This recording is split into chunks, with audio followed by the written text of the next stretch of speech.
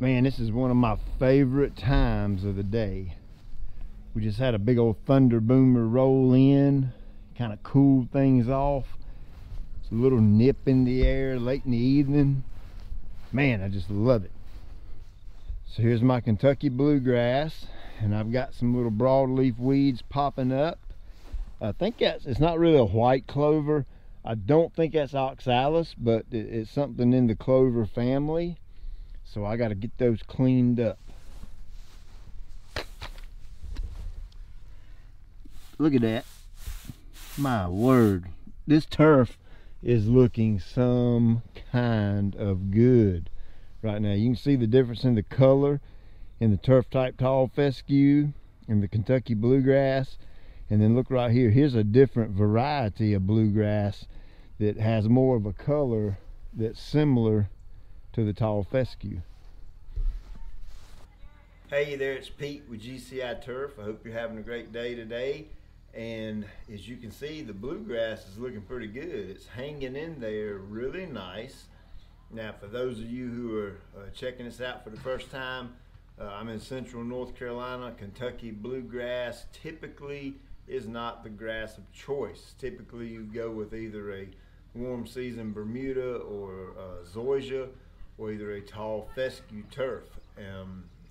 Bluegrass is just a little finicky. It requires a little more attention, a little more water, not quite as heat tolerant as fescue, but we're gonna try it here and see what happens. We've been mid 80s for 3 or 4 days now, no rain whatsoever, even into the high 80s, and the bluegrass is showing no signs whatsoever of struggling. Now, I have been watering it about twice a week, maybe 30 to 45 minutes each time to give it a good deep soaking, and it seems to be doing pretty good. Now, today I've got 2 goals in mind. Number 1 is clean up that clover, clean up those broadleaf weeds, and there's not many of them. It's just a handful here and there. I could technically spot spray those and get away with it, but while I'm mixing, while I'm taking the time to go through the trouble to clean up the weeds, I also not necessarily want to feed the turf because it's had Carbonex on it, so it's got its food for right now, but I want to try to darken it up even more so than it is. So I'm gonna go with some green effect, and it's 6% iron in the green effect, so that's gonna entice it to darken up and get that real rich dark green color. I mean, it's pretty dang dark right now. I'm really just seeing how dark I can actually get it, to be honest with you. For those of you that's been watching me, you know I'm a big fan of Triplet. It's one of my go-to herbicides. I really like it in cool season turf. Now, the rate on Triplet for bluegrass and fescue cool season turf is going to be 1.1 ounce to 1.5 ounces per 1,000 square feet. I've got 1,500 square feet over here. Now I'm gonna go a little bit below the low rate. I'm just gonna use 1 ounce per 1,000, so that'd be about 1.5 ounces of the actual Triplet in my tank. You know, I like my little cordless drill, and it's just a simple paint stirrer. You can pick it up at Lowe's, Home Depot. The rate on the green effect is 8 ounces per 1,000, so I've got 1,500 square feet, so that's 12 ounces. Now, the reason I'm able to run that lower rate on the Triplet is because of the Natural Adjuvant. And you know I'm a big fan of Natural Adjuvant, not just for the health reasons and the transpiration and all that kind of thing, but I get to use lower rates on my herbicide. The adjuvant's going to help the Triplet and the green effect adhere to the grass and to the weed itself. It's going to help it get inside and penetrate that outer coating of the leaf blade, help it get in there and work faster. Typically, I might see curl on the weeds in 2 or 3 days with Triplet by itself. When I put my adjuvant in there, it's pretty much overnight. I can come out here tomorrow and the clover will already have begun to wilt and start to go away. And when you're using the adjuvant, you definitely want to check your pH. Once you get all of your products in the tank and the water's, you got up to your full level, you want to check the pH, and you want it around a 5 or a little bit below. In this case, the triplet and the green effect has knocked it all the way down to a 2.7. So I'm completely good with that. I can go ahead and add some adjuvant. The rate's about a 1/2 ounce per 1,000. So that's about 1.5 ounces for 1,500 square feet. And I don't have a measuring cup right with that, so I'm gonna eyeball that right there. That might be a little bit heavy, but that'll be okay.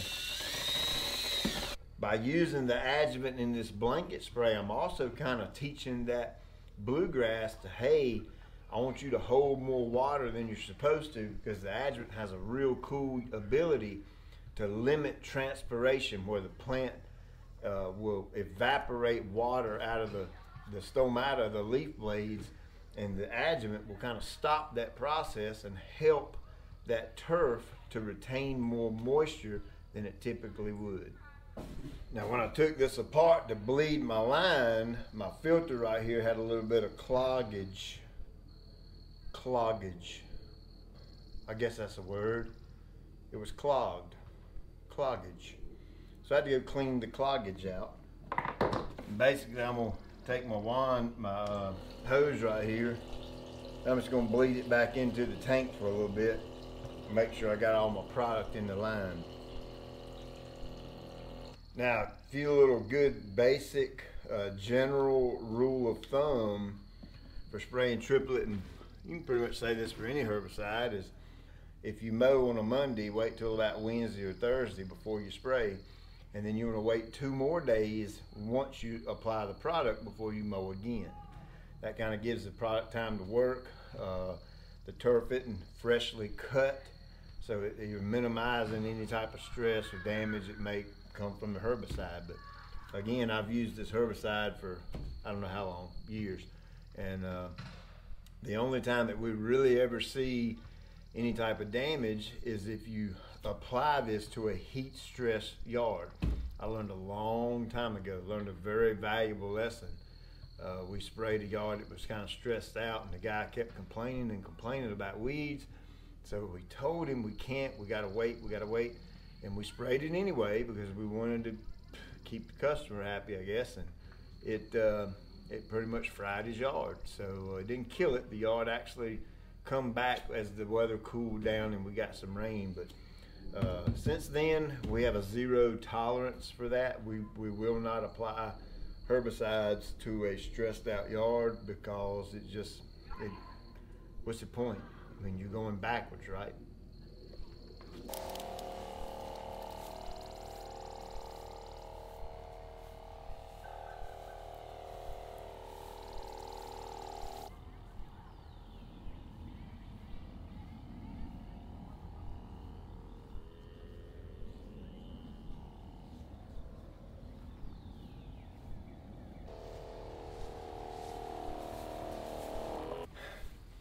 All right, so if you noticed, I went long ways, used right at half of my tank, and then I went the opposite way.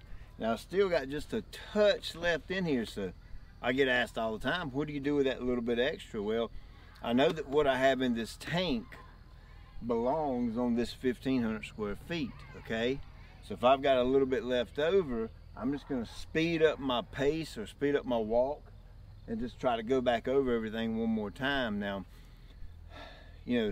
calibration and all is very important, okay? I don't want you to ever think that it's not. There's a reason we calibrate things. But sometimes, I might be lazy. I might have a little pep in my step. You name it, and I may not have my walk down exactly perfect.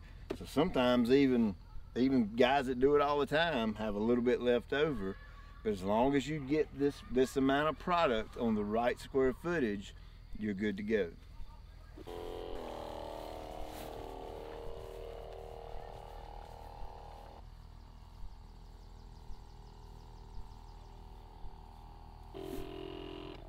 All right, so I'm empty now. So I got my the right amount of product, put on the right square footage, I can go to sleep tonight and not worry about it. Now, for those of you wondering about the moss issue I had right here, remember we sprayed the Quicksilver on it, and about a couple of weeks later we come back and hit it with Green Effect and microgreen to kind of take advantage of the iron in there. You know, moss and iron don't like each other. I'm telling you, it's as clean as a whistle right now. Zero moss. Where the bigger patches of moss were, the bluegrass has filled in and covered the ground. I've still got, where I dug up the Poa annua, I've still got a few little spots here and there, but the bluegrass is covering those areas where it spreads. You know, bluegrass has kind of that spreading capability of like Bermuda in a way, maybe not quite as fast, but it does spread, and it's covering that. So my guess is in 2 more weeks, these little spots should be full and the weeds should be gone, and we'll do an update, and it should be a perfectly thick, lush spot of Kentucky bluegrass. So I'm excited, really excited to see how it does in the summer. Heck, you may check in August and this joker may be brown as a paper sack. I just don't know. We'll see how it goes. Thank you for watching. Like, subscribe, share, all this stuff. I'll link it up in the description. You can check it out if you want. Y'all have a good night. Check you later.